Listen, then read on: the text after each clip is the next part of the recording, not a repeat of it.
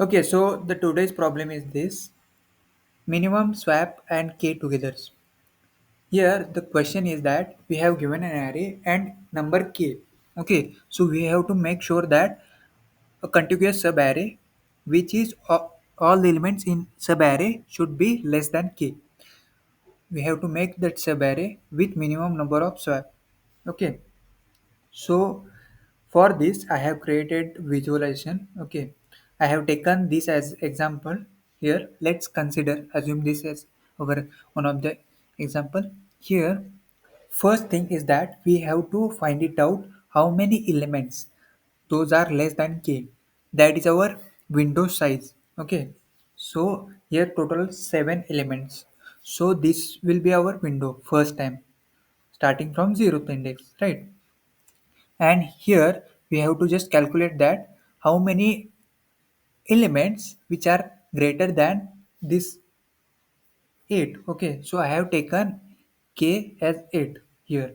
Okay, so as you can see all these things, this is our array and k is 8. Okay, so here in the first window two elements are greater than 8. So I have just declared bad as two elements, and total in array, complete whole array, there are 7 good elements. Okay. So we consider 7 as subarray, contiguous subarray. So here in the window, there are two bad elements. So we can skip this window. Okay. So for this, I'm just removing this index, that this value. That's why I'm subtracting from this. Okay. So I have subtracted that we received one bad value.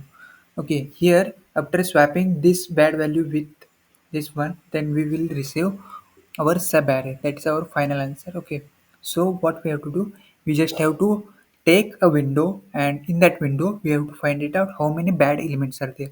And if we found minimum number of bad elements, then that's our answer. Okay. So here in the first window there are two. So in the second window there are one only. So this will be our answer. Okay. So again I can traverse. This is again one. Okay.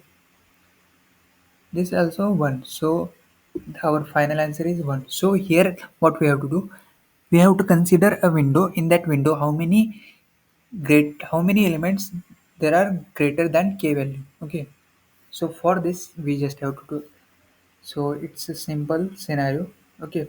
For that, what we have to do, the first thing is that I have declared all this good, bad, and n. Okay. I'm just traversing how many good elements are there. That is our sub-array length, contiguous sub-array length. Okay. So if I found that here the sub-array length is 7. Okay. So we can traverse from 0 to 7 index first. Okay. Here in the first scenario, how many bad elements? Okay. Bad values means which are greater than 8. Okay. So here there are two values. So I have just made, okay, here the scenario is that if there are no good values or only single good value, then there is no swap happen. So we will just return as 0. Okay. The next time, the next for loop is I have explained it here. Okay. We have to traverse it from this index to this index. Okay. So we just have to take, if element is greater than k, then we just have to add in the bad. Okay, if that previous element is also bad, then we have to subtract it from the bad. Okay, this element is bad means greater than k, so we have to subtract it from bad. Okay, if in case this is also greater, then we just have to add in the bad. Okay, like this way. So it's a simple approach. There is nothing catch.